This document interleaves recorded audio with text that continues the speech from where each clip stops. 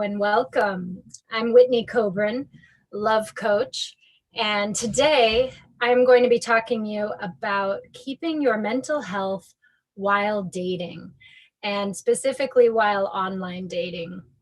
This week's theme is mental health, and having spoken with so many single people who are dating and meeting people through online dating apps, I know that this can really be a minefield for our mental health for many reasons. So today we're going to talk about what you can do to really set yourself up for success online and for emotional stability, taking care of yourself.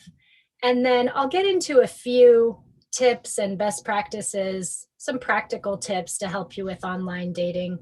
And then we'll wrap up and I'll tell you a little bit about the program that I offer. If you are a single woman who's looking to meet someone special, I'll tell you all about that program at the end. So again, welcome. I want to start by saying that online dating has a very bad rep. People are sick of it. They're tired of it. They say it's only people looking to hook up. It's a hookup culture, ghosting. There's all of these different ways that people mistreat each other, and also that we get disappointed.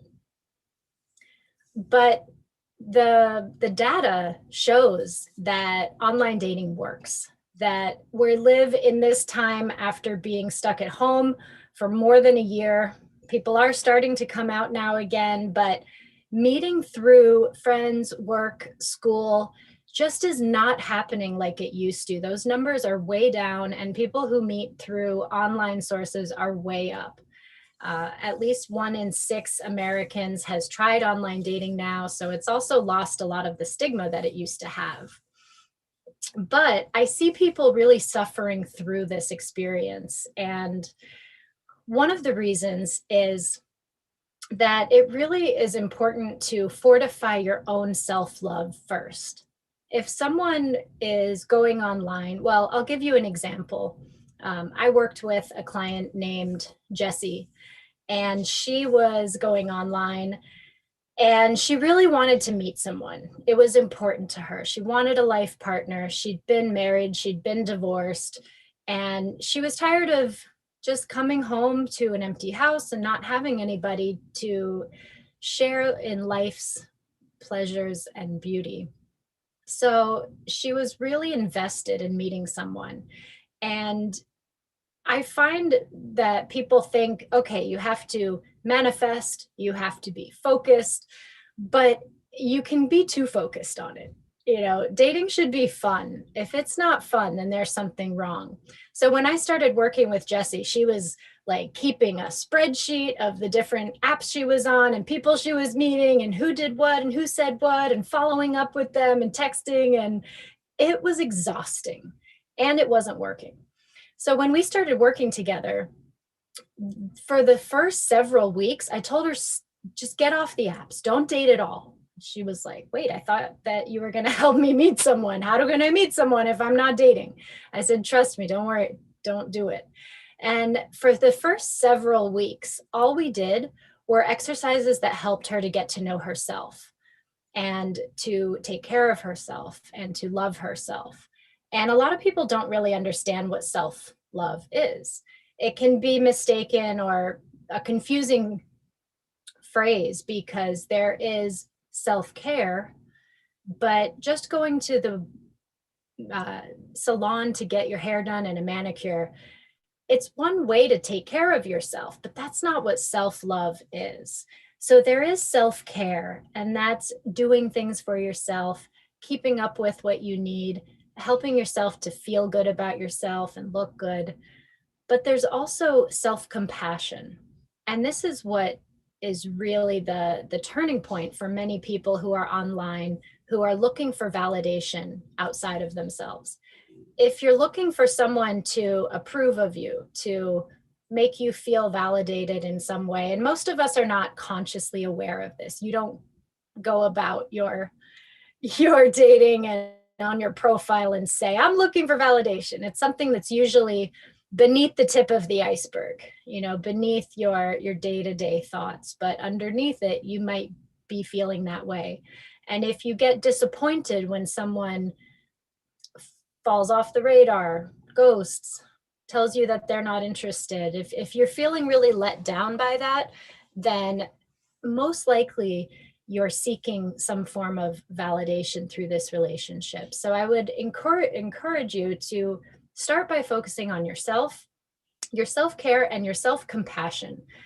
We all have an inner critic, and this inner critic is the voice inside of our head that tells us, you need to work harder, you need to do better, why did you mess up like that, you can't do anything right. We all have an inner critic, and it varies depending on the person how cruel this inner critic can be. But the first step is self-awareness, just being aware of these thoughts inside of your head, being aware of when you're criticizing yourself, putting yourself down. It's not helpful, and it's not necessary, and it really sets you up for disappointment with others, because if you treat yourself that way, then not only are you setting other people up to treat you that way, but you're also going to treat others that way often. So you want to practice turning that inner critic voice around and being more kind and compassionate to yourself. Picture that you're talking to a 6-year-old. Let's say a 6-year-old falls down and scrapes their knee. Now let's imagine that you fall down and scrape your knee, and you're in a bad mood and you're not feeling good, and you're like, oh God, you're so stupid. How could you fall? Look what you did to your pants. And imagine saying that to a 6-year-old. You wouldn't. You would say, oh, that's okay. Are you okay? Let me take a look at that. Let's take care of you. And this is such a huge turnaround with people when you start to actually treat yourself compassionately. And it also sets the stage for allowing others to treat you compassionately and for how you treat others. The next important factor is to use online dating to the best of your capacity. So a lot of people just quickly throw a profile together, put in whatever pictures are in their iPhone, and just see what matches they have. And then they're disappointed that it's not working. And I'm here to say, stop doing that. It's not worth it. If you're going to do it right. A lot of people ask, well, what pictures should I use? And my biggest piece of advice there is take some new pictures specifically for your profile. Please do it. You don't have to hire a photographer, although you can. You can just enlist a friend to take some photos of you. You could even set your camera up and set the timer. But real quick, I'll just go through a quick piece of advice about what pictures to use. Only 4 to 6. If it allows you to use 20, don't. You're only as good looking as your least attractive picture. So 4 to 6 pictures only. Get pictures that you like of yourself. Obviously, you want to have an up close face picture. Make sure it's not too blurry, that you didn't just zoom in on a picture that was far away and then it's very grainy. It will look like it's an old photo, which brings me to the next point. Don't use a photo that's more than 3 years old. Yes, 3. I see people all the time trying to find, using this one picture of them out with friends 8 years ago that they've been using in their online dating profile for the last 5 years. And I have to say, just stop. Take some new pictures. One up close face, one that shows your full body, one that shows you doing something you like. So that could be cooking. And I know you don't normally have somebody take a photo of you cooking in your kitchen, but for the purposes of this, you need that. Or outside biking, or doing yoga, or whatever it is that that you enjoy. If you graduated more than 3 years ago, don't use your graduation photo. Don't use pictures that are going to misrepresent you. You want to oversell and undersell, over deliver. Undersell, over deliver. And we'll talk about what happens when other people don't do that. But photos, you can include one group photo. This is a question I get often. Don't make it your primary photo, and don't confuse people if they can't tell who you are. You can blur out the other faces, you could block them out, you can circle yourself, but it also shows that you have some friends or some family or your social. If you only have pictures of yourself alone in the whole profile, it might portray you as a loner or someone that has no friends. So one photo with a group is acceptable. I have had clients also hire a stylist, and a stylist can help you to put together outfits that are most flattering for you. They can use pieces you already have. They can also give you advice about what to wear on dates and how, what pieces you might need to really round out your closet. I've worked with a lot of people who are divorced and just now starting to get back out there and date, and they really need to buy some new clothes to feel confident because everything they have has old memories. And, there's a lot of different reasons to hire a stylist, or just do some research on your own and buy a few things that make you feel good, that you can feel put together, both in your pictures online and and on your dates. So we're talking about keeping your mental health while dating and online dating. And one of the hardest parts is that there's a lot of quantity, but not a lot of quality. And a lot of times you'll be rejected, or the person you are interested in isn't interested in you. There's a lot of ups and downs and heartbreak. And again, you can help yourself by focusing on yourself, loving yourself, having good self-care, taking care of your well-being, and being compassionate towards yourself. That will go a long way in buffering the pain of rejection. Rejection is a part of the process. So you really need to just do your best to appreciate it. This is a practice that I do with my clients in this step of the process, where they let go of all outcome. So even if you know that you want a relationship, you set your intention, in the moment, you don't want to be holding on to that expectation too hard. It's like in baseball, you don't want to grip the bat too tight. You have to have an even, fair grip to be able to hit the ball. And it's the same with these kind of expectations. You want to hold on to it, but lightly. Just know that if someone doesn't like you, if a date doesn't turn out well, that's okay, that those are going to happen and it's not the end of the world. And I like to do a trick where I come up with a funny story, like, oh, I'm so glad that person didn't work out, because if it did, it would have led to, them wanting to wear my underwear, or something silly that you can make yourself laugh with. And just know that it's part of the process and it's okay. And there really are a lot of fish in the sea. There are many, many potential people that could become your soulmate. So I believe in soulmates, but I don't believe that there is one soulmate out there for everybody, or one twin flame that you just hope that you happen to meet and find along the way. No, I believe that soulmate relationships are created and they must be nurtured, and you need to be intentional with those kind of relationships to keep them strong. So the good news is, although you're looking for a needle in a haystack, there are a lot of needles. There are a lot of people that could potentially be your partner. So give people a chance and try not to take it so hard when people, disappoint you or don't follow through. Just keep going. I tell people, if you're looking for the needles in a haystack, don't get distracted by all the hay. And that's exactly what it is. It's just hay. If someone's not following through, let it go. So, back to a couple of practical tips. We talked about photos. Let's talk about the profile.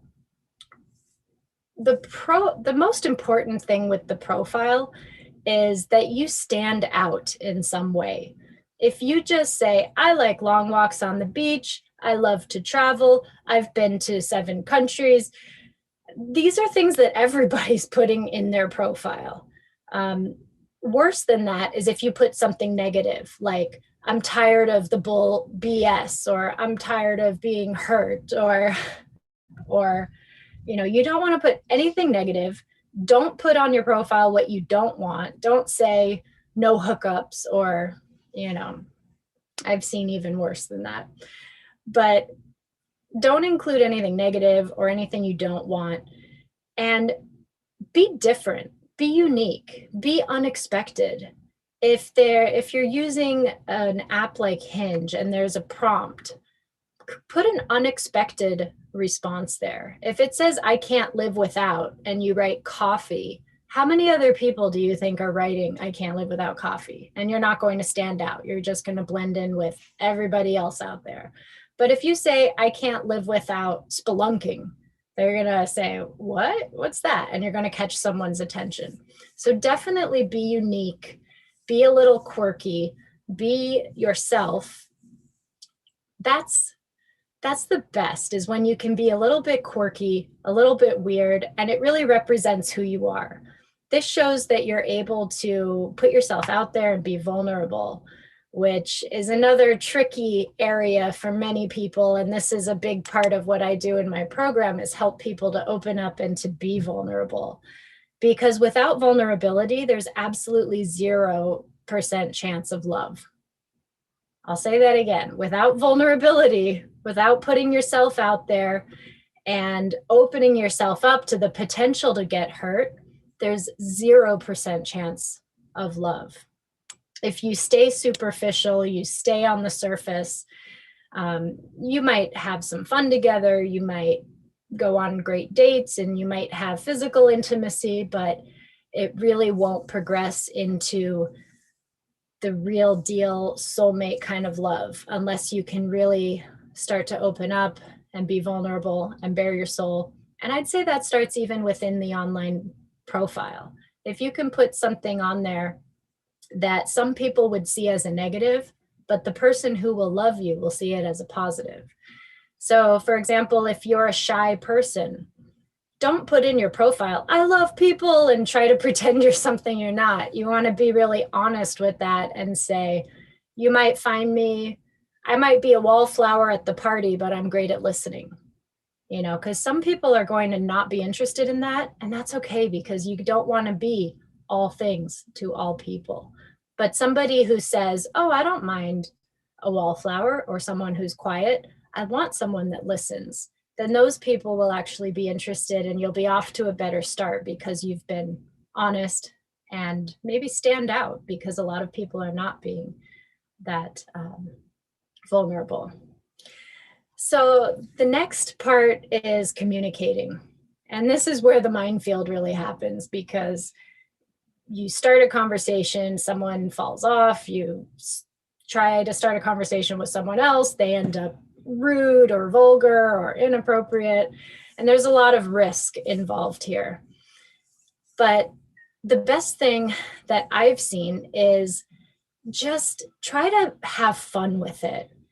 Again, with loving yourself and coming from a place of total security in knowing and loving yourself first, so that you're more resilient to someone else's comments. But then just try to be lighthearted.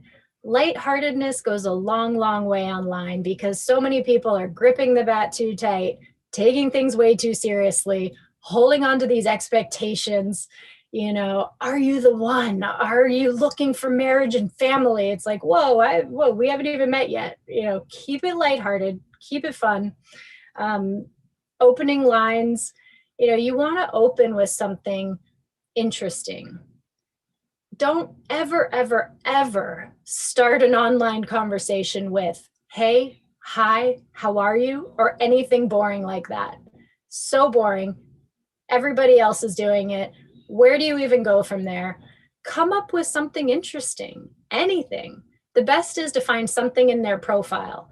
So if you notice that they have a blue checkered shirt, just say, hey, I like your blue checkered shirt. It looks like a picnic blanket that I have. And, just anything, because it will get their attention. And especially on an app like Tinder or Hinge, where you both have to connect, you already know that this person was interested in you. So you don't have to be so self-conscious about having the perfect opener. You just want to be different and unique and interesting. You can open with a question. You can say, hey, what are you having for dinner tonight? What did you have for breakfast this morning? People will usually ask questions, and you see that I'm not even being all that creative or funny. You absolutely can be, but I'm just saying you can go really easy. Some other openers that have gotten really good success is just opening and saying truth or dare. And then they'll say truth or they'll say dare, and you come up with a question or a dare, or ask them two truths and a lie, or hey, what's your go-to lie in two truths and a lie? Or be flirty. You could say, oh, I saw your dog in your profile, they're so cute, maybe they'll make an appearance on our first date. Or just be direct. Guys really like it when a woman says, hey, are you free to meet up this week? I mean, even from the first initial opening of the conversation, these tend to work well. You can ask this or that type of questions, like best discovery, Netflix or avocados. Just get the conversation going. Pineapple on pizza, ingenious or a travesty? And people will respond. And then just try to, again, be unique, let it flow, and don't be boring and just have the conversation be like everyone else's. I hear people say all the time that they start conversations and then they go dead and they lose that person. And it's because they're saying, how was your day? My day was great. I worked. Me too. So come up with something to talk about. If you need to start a new hobby, start a new hobby. All right. So I've given you some practical tips about online dating, some ways to help yourself feel more strong, fortified, resilient, to be able to handle the ups and downs and the people that, could potentially hurt you, but knowing that it's you're in it for the long game, and you're in it for someone who's not going to hurt you. So you got to hang in there. And so now I want to tell you a little bit about the program that I've developed. It's called Love Yourself, Love Your Life, and Attract Lasting Love. And that's exactly what we cover. So it's 3 months long. The first month is all about knowing yourself deeply, understanding your essence, your survival mechanism, focusing on your own well-being and self-care, self-compassion, and feeling comfortable in your body. And then the next step is to love your life. So this is where we set goals and intentions and figure out, what are you tolerating in life that you don't want to be? What can you change? What are you holding on to from your past, your childhood, your old relationships? And then we do a practice to release what is not serving you. And then the third month is attracting lasting love. We go very deep into masculine, feminine polarity. So understanding masculine and feminine energy and how the two poles attract each other. We talk about values, what's important, what your gifts are that you bring to the table, online dating, how to make it work for you, communication tips, boundaries, and understanding roles and archetypes and how you can use that to your advantage in your relationship to really not only start an amazing relationship, but make it last. That's what we're after here. So if this is something that sounds interesting to you, or you want to speak one-on-one with me about your own love life, you can go to my website, hearthunterslovecoaching.com, and you can apply to have a one-on-one session with me. Thank you so much for joining us. I wish you all good luck, and I hope to hear from some of you.